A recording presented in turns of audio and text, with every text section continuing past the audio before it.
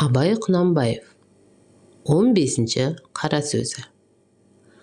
Ақылды кісі мен ақылсыз кісінің менің білуімше бір белгілі парқын көрдім. Әуелі пенде адам болып жаратылған соң, дүниеде ешбір нәрсені қызық көрмей жүре алмайды.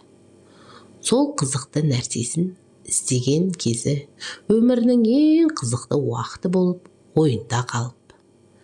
Сондай есті адам орынды іске қызығып, құмарланып, іздейді екен дағы. Күнінде айтса құлақ, ойласа көңіл сүйсінгендей болады екен. Оған бұл өткен өмірінің өкініші де жоқ болады екен. Егер кісі орын таппай, не болса сол, бір баянсыз, бағасыз нәрсеге қызығып, құмар болып, өмірінің қызықты қымбатты шағын ит қорлықпен өткізіп алады екен дағы. Күнінде өкінгені пайда болмайды екен. Жастықта бұл қызықтан соң және бір қызық тауып алатын кісімсіп, жастығы тозбастай, буыны босамастай көріп жүріп, бірер қызықты қуғандағы-ақ мойны қатып, буыны құрып, екінші талапқа қайрат қылуға жарамай қалады екен. Үшінші, әрбір нәрсеге қызбақтық. Ол өзі бойға құмарлық пайда қылатын нәрсе екен. Әрбір құмарлық өзіне бір түрлі дерт болады екен. Әрбір құмар болған нәрсеге жеткенде, яки әне-міне жетер-жетпес болып жүргенде, бір түрлі мастық пайда болады екен. Әрбір мастық бойдан оғатты көп шығарып, ақылдың көзін байлап, төңіректегі қараушылардың көзін ашып, ананы, мынаны дегізіп, бойды сынататұғын нәрсе екен. Сол уақытта есті кісілер үлкен есі шықпай, ақылды қолдан жібермей, бойын сынатпай, жүгіріп ізденеді екен. Есер кісі ер тоқымын тастап, бөркі түсіп қалып, етегі атының құйрығына жауып кетіп, екі көзі аспанда, жынды кісіше шаба беруді біледі екен. Соны көрдім.